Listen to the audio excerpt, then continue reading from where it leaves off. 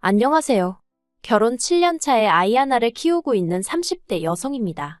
제가 이렇게 여기에 찾아온 건 제가 비로소 남편과 완전히 남남이 되었거든요. 그래서 그동안 어디에도 말하지 못했던 제 이야기를 마지막이다 생각하고 허심탄회하게 털어놓으러 왔어요. 물론 다 끝난 마당에 구질구질하게 못하러 옛날 이야기를 하냐 하는 사람들도 있겠지만요. 제 나름대로의 마지막 의식이라고 생각해 주시면 감사하겠네요.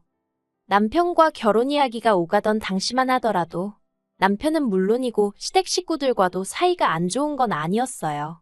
만약에 그랬다면 결혼 자체를 하지 않았겠지요. 남편과는 지인의 소개로 만나 인연을 사귀었는데 당시 남편은 회사를 다니는 직장인이었어요. 다만 공무원 시험에 3년이란 시간을 쏟아붓고 그래도 결과가 좋지 않아 뒤늦게 직장 생활을 시작한 경우였거든요. 그래서 결혼 이야기가 나왔을 때도 모아놓은 돈이 많지가 않더라고요.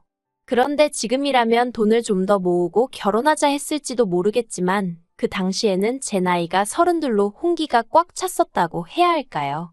그렇다 보니 친정부모님 주변에서 딸은 언제 시집가냐, 그래서 손주는 언제 안아보냐, 간섭하는 친인척들이 꽤나 계셨던 것 같아요.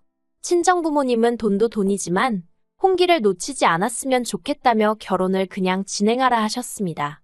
그리고 솔직히 저도 한 살이라도 어리고 예쁠 때 드레스를 입고 싶은 마음이 있었거든요. 그래서 남편이 모은 돈이 2,500밖에 없었지만 결혼을 진행하게 되었어요.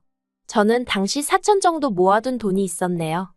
그런데 시댁에 인사를 드리러 간 날, 시댁에서는 당신들 노후 준비는 되어 있는 상황이었지만 결혼하는 자식한테 목돈을 해주기는 어렵다고 하셨습니다. 실제로 남편보다 3살 많은 신우도 시집갈 때 거의 아무것도 받지 않고 갔다면서요. 솔직히 시부모님이 해놓고 사는 걸 보면 그렇게 빠듯해 보이지는 않았지만 어쨌든 없다고 하시는데 제가 그걸 추궁할 것도 아니고 당장 남편도 별말 없이 가만히 있었거든요. 그래서 조금은 서운한 마음이 들었지만 알겠다고 했습니다. 그렇게 7천이 조금 안 되는 돈을 가지고 신혼집을 알아보기 시작했어요. 그런데 저희가 가진 돈으로는 선택지가 많지 않더라고요. 아무리 발품에 손품, 눈품까지 팔아봐도 제대로 된 집에 들어가기란 하늘의 별 따기처럼 느껴졌달까요. 오죽하면 부동산에 갔다 온 날이면 저도 모르게 눈물이 나서 퉁퉁 부은 눈으로 잠들기도 했지요. 그리고 이런 상황을 제가 아무리 티내지 않으려고 했어도 결국 친정어머니가 눈치를 채셨던 모양입니다. 하루는 저를 불러 마음 같아선 다른 부모들 마냥 목돈을 척척 내주고 싶은데 그렇게 해주질 못해 미안하다 하시대요. 그러면서 사정상 준다고는 못하지만 필요하면 엄마가 빌려줄 수는 있다며 이자는 안 줘도 된다고 멋쩍게 웃으셨지요. 솔직히 당시 남편이나 저나 200에서 250 언저리로 벌던 상황에 이자라도 아낄 수 있는 게 어딘가 싶대요. 그래서 염치불구하고 친정부모님한테 손을 벌렸습니다. 8천 빌렸어요. 그리고 이후로 있는 돈 싹싹 긁어서 서울 외곽에 지어진 지 거진 30년 가까이 되었던 아파트 하나를 샀습니다. 그리고 이걸로 시부모님하고 결혼 초부터 갈등을 빚게 되었어요. 결혼하고 나서야 알게 된 게 시부모님이 아예 돈이 없으신 게 아니었습니다. 신우가 빈손으로 시집을 갔다는 것도 거짓말이었어요. 돈을 안 해주면 저희가 결국에 시댁에 들어와서 살 줄 아셨답니다. 제가 평소에 멋도 안 부리고 수수하게 다녀서인지 친정에도 돈이 없을 거라고 당신들끼리 마음대로 생각하고서는 한마디로 돈도 없으면서 지들이 뭔 수로 버티겠냐, 들어와서 살 거다 그렇게 생각하셨던 모양이에요. 그런데 제가 보란듯이 친정에서 돈을 빌려다 집을 사버렸으니 게다가 제가 아파트를 제 명의로 했거든요. 남편도 그때는 양심은 있었는지 공동명의의 기억자도 안 꺼냈어요. 그런데 이제 흠잡을게 마땅치 않으셨는지 그 사실을 아시고는 굉장히 언짢아 하시더라고요. 저더러 너는 뭐하나 집안어른들하고 상의하는 법이 없다면서 그렇게 전부 다 네 멋대로 하고 살 거면 결혼은 왜 했냐, 혼자 살지. 정말이지 별소리를 다 하셨어요. 그리고 그런 구박은 애를 낳은 이후로도 한동안 계속되었습니다. 하지만 그런 말도 안 되는 억지와 오해들도 다 참았습니다. 언젠가는 알아주시고 인정해 주시겠지 하는 마음으로요. 그런데 그런 시간은 끝끝내 찾아오지 못할 거예요. 왜냐하면 작년 초에 어머님이 치매 판정을 받으셨거든요. 사실 언젠가부터 어머님은 갑자기 당신이 지금 어디 있는지를 모르겠다며 전화를 해오시기도 했고 걸핏하면 핸드폰을 잃어버리셨어요. 심지어 언젠가는 가족끼리 외식차 방문한 식당에서 느닷없이 잠에 드시기도 하셨지요. 그런데 이럴 때마다 온 가족이 어머님이 피곤하신 거다. 이게 다 며느리인 제가 제대로 못 챙겨서 그렇다는 식으로 얘기했을 뿐 누구 하나 심각하게 생각하는 사람이 없었습니다. 저 혼자만 설마 하면서도 괜히 말을 꺼냈다 다들 어떻게 생각할지 몰라서 생각만 하고 말았던 것 같아요. 그러다 결국 건강검진차 들렸던 병원에서 치매가 의심된다며 큰 병원에 가서 검사를 받아보길 권유받았고 그렇게 현실을 마주하게 된 거지요. 그리고 결과를 받아들고 얼마 지나지 않아 어머님의 증상은 급속도로 악화되기 시작했어요. 갑자기 울거나 웃으시는 등의 감정 표현도 격해지셨고 그러다 지난 6월 어머님이 아버님을 후라이팬으로 때리셨는데 아버님이 어머님한테 그때 처음 맞아보셨대요. 여담이지만 젊었을 적에 아버님이 어머님을 어지간히 힘들게 하셨다더니 그때 맺힌 게 나온 거 아닌가 싶어요. 아무튼 그러면 아버님도 어머님이 어쨌든 환자니까 그냥 넘어가 주셨으면 좋았을 텐데 그 와중에 어머님을 같이 때리셨나 봐요. 그나마 그 현장을 타이밍 좋게 신호가 봐가지고 그래도 어쨌든 집안이 시끄러웠습니다.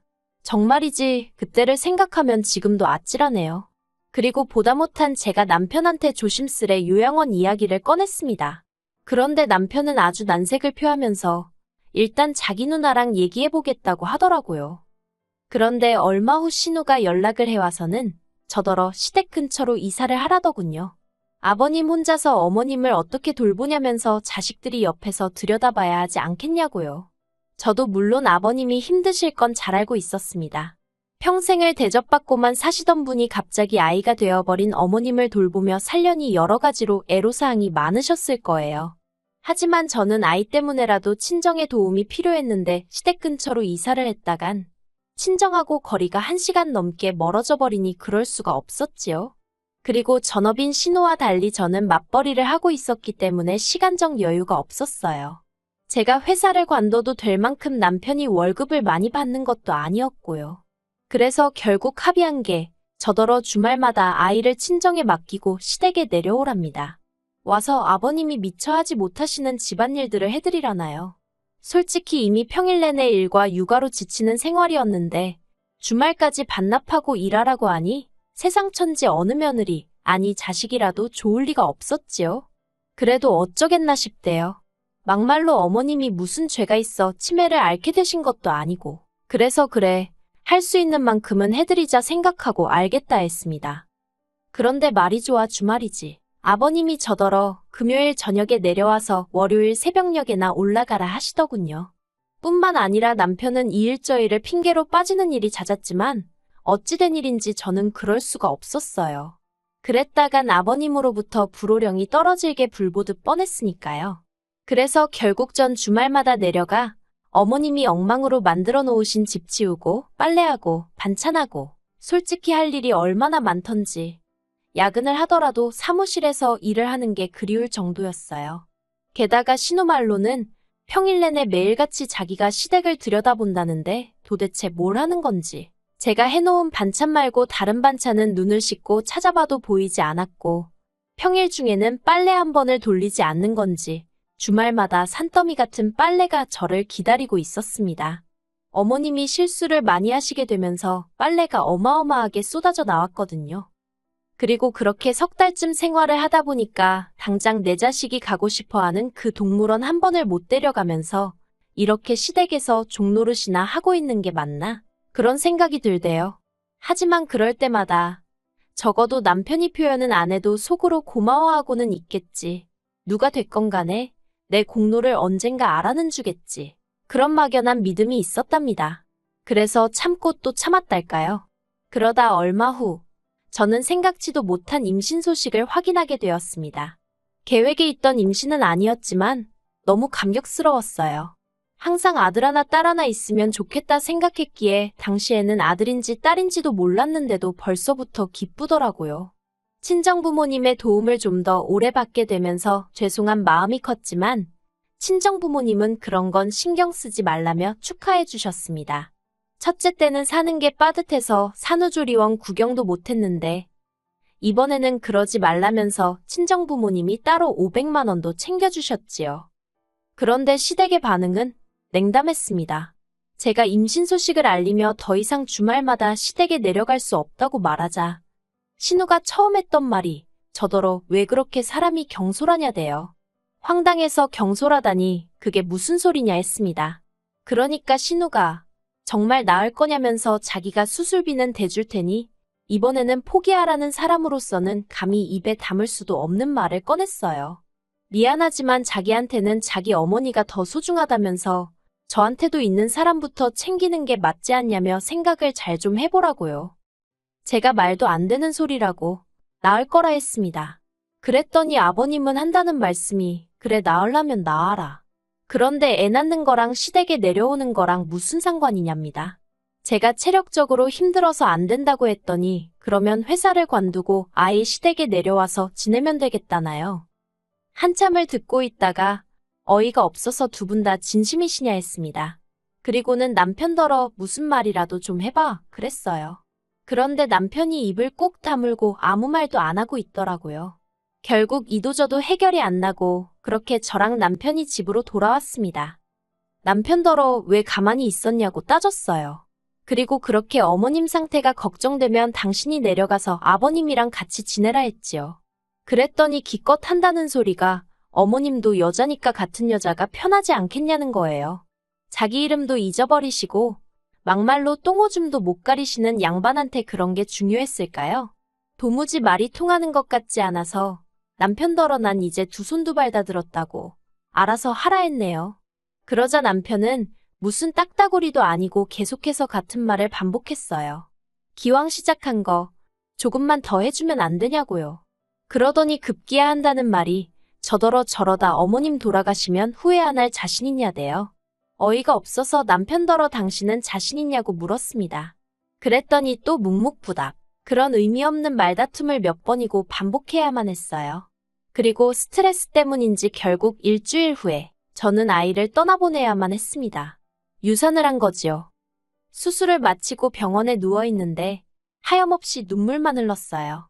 그런데 그때 병실에 남편하고 신우가 들어오더니 그러면 언제부터 움직일 수 있는 거야? 이번 주말에는 움직여도 괜찮다지? 아버지가 걱정이 많으셨어. 그럽니다. 온몸에 소름이 쫙 끼치더라고요. 피는 못 속인다더니 이것들이 사람이 맞나 싶었지요. 저는 둘에게 나가달라고 내 평생 시댁에 가는 일은 없을 거다 했습니다. 주변에 사람들이 있어서인지 둘 다 얼굴만 울그락불그락거릴 뿐 뭐라 말은 더 안 하대요. 그리고 퇴원 후 저는 친정으로 향했습니다. 그때부턴 친정아버지와 함께 움직였어요. 부동산에 집도 내놓고 가정가구도 하나씩 정리했습니다. 제 짐도 전부 다 친정으로 옮기기 시작했고요. 참고로 유산을 확인한 날, 이혼하는 쪽으로 마음이 완전히 돌아섰거든요. 유산의 원인이 시댁 식구들 그리고 특히나 남편이라는 건 너무나 확실했기에 그러면 제가 죽으면 죽었지 제 자식 죽인 사람하고 살부대끼면서는 살 수가 없었으니까요. 남편이 자꾸 제 연락을 피해서 남편 회사에 등기로 이혼 서류를 보냈습니다. 그런데 남편이 다 찢어버렸다면서 100번 1000번을 보내보라고 자기가 도장 찍을 것 같냐면서 연락을 해왔어요. 그래서 제가 그러면 변호사 선임하겠다 했습니다. 그랬더니 진짜 그렇게까지 해야겠냐면서 자기더러 어쩌라는 거냐대요. 그러면 뭐 아픈 어머니를 버리기라도 하라는 거냐면서. 그래서 제가 남편더러 당신이 뭘 얼마나 했는데 어머님을 버리기식이나 하냐 했습니다. 그리고는 나는 당신한테 이제 기대하는 것도 바라는 것도 없으니 이혼 서류에 도장이나 찍어달라 했어요. 그리고 저는 아버님으로부터도 연락을 받게 되었습니다.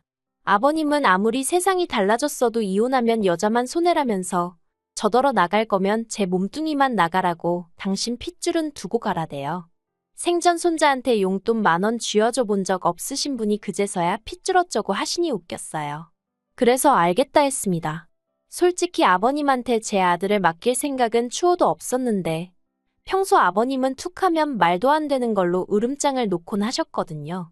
그래서 저도 세게 한번 나가본 거지요. 그리고 아니나 다를까 제가 지금 아이를 시댁에 데려다 놓을 거냐 하니까 갑자기 당신이 키울 건 아니라면서 일단 기다려보라며 한 발 빼시더라고요. 그리고 그제서야 신우가 저더러 미안하다며 연락을 해왔습니다. 자기가 딸이니까 자기가 좀 더 들여다봤어야 하는데 자기 먹고 사는 게 빠듯해서 저한테 의지를 많이 했었다나요. 그러면서 어머님이 기억이 없으셔서 그렇지 솔직히 이 상황을 아시면 얼마나 속상하시겠냐면서 저더러 다시 한번 생각해보랍니다. 그래서 그런 말 이제 와서 무슨 소용이냐고 그래도 반성을 하시니 다행이라고. 어머님 살아계신 동안 이제라도 그동안 못한 딸 노릇 똑바로 하라 했어요. 그리고 저는 친구 소개로 이혼 전문 변호사를 소개받았습니다. 다행이라고 해야 할지 친정 부모님한테 돈 빌려서 집을 살 때 세무사의 조언을 따라서 증여받은 것처럼 샀거든요. 그렇다 보니 집값이 상당히 올랐는데도 남편하고 나눌 게 없었어요. 정말 그땐 안도의 한숨이 나오대요. 솔직히 이혼하고 나면 혼자서 아이를 어떻게 키우나 걱정이 많았으니까요. 그리고 핏줄 타령하던 시댁 식구들도 막상 제가 이혼 소송 걸겠다니까 애 내놓으라 소리를 안 하더군요. 아무튼 여러 가지로 대단한 집구석이다 싶었습니다. 그리고 결국 소송 대신 협의 이혼했어요. 제 생각이지만 남편도 남편대로 변호사를 알아보고 다닌 모양인데 재수 없으면 저한테 위자료까지 줘야 될 판이었던 모양이에요. 그래서인지 자기가 먼저 꼬리 내리고는 저더러 협의 이혼하자대요. 저도 남편하고의 관계를 질질 끌어가고 싶은 마음은 없었기에 그러자 했고요. 그렇게 저희가 남남이 되었어요. 솔직히 이혼녀라는 타이틀을 가지고 혼자서 아들을 잘 키울 수 있을지 걱정도 되고 두렵고 떨립니다. 지금보다 더 강한 엄마가 되어야겠지요. 저에게 마지막으로 바람이 하나 있다면 나중에 아이가 저를 이해해주면 좋겠다는 거예요. 엄마는 그저 너에게 행복하고 안정된 가정을 주고 싶었다는 걸.